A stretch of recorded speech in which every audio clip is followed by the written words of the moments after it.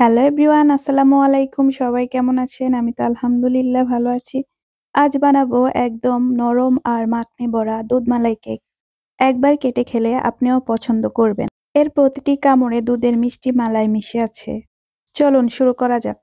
প্রথমে এখানে আমি 4টি ডিম নিয়ে নিলাম। তারপরে ডিমগুলোর লাল অংশ আমি ছেঁকে আলাদা করে সাদা অংশকে একটু বেক করে ভালো করে ফোম করে নিতে হবে, যেভাবে আমরা সাধারণ কেক বানাই।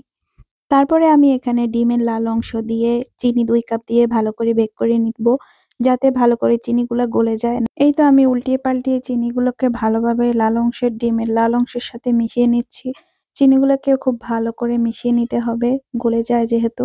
তারপরে এখানে আমি দিয়ে দিলাম 2 cup vegetable oil. Vegetable oil দিয়ে আবার আমি ভালো করে এগুলোকে মিশিয়ে নিতে হবে।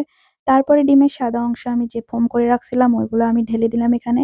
ঢেলে দিয়ে ভালো করে মিশিয়ে নিতে হবে। তারপরে এখানে আমি দিয়ে দিলাম 3 কাপ ময়দা। এখানে তারপরে দিয়ে দিলাম বেকিং পাউডার 2 চামচ। দিয়ে ভালোভাবে এগুলোকে ছেলে নিতে হবে। এভাবে ছেলে নিলে আপনার কেকটা অনেক বেশি সুন্দর হয় এবং সফট হয়। তারপরে এগুলোকে ভালোভাবে মিক্স করে নিতে হবে। আলতো হাতে আপনারা এগুলোকে মিক্স করে নিবেন। তারপরে আমি দিয়ে দিলাম এখানে 1 কাপ দুধ। তারপরে দিয়ে দিলাম একটু লেবুর রস। তারপরে এখানে ভ্যানিলা এসেন্স দিয়ে আমি ভালো করে এগুলাকে মিশিয়ে নিতে হবে আলতোভাবে। এই তো আমার মিশানো শেষ। বেটারটা হবে নরম কিন্তু ঢালার মতো ঘন। এই তো এখানে আমি যে বাটিটায় ঢালবো সেখানে একটু আমি তেল ব্রাশ করে নিচ্ছি কাগজের উপরে, তাহলে কেকটা খুব সহজেই উঠে যাবে। এই তো বেটারটা আমি ঢেলে দিলাম।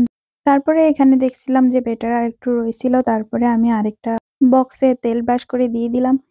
এই তো এভাবেই আমরা সাধারণ কেক তারপরে আমি এগুলোকে ওভেনে দিয়ে দিব। এই তো আমি ওভেনে দিয়ে দিলাম। তারপরে ওভেনটা 170 ডিগ্রি সেলসিয়াসে ওভেনটা চালিয়ে দিলাম। 30 থেকে 30 মিনিট এটাকে বেক করতে হবে।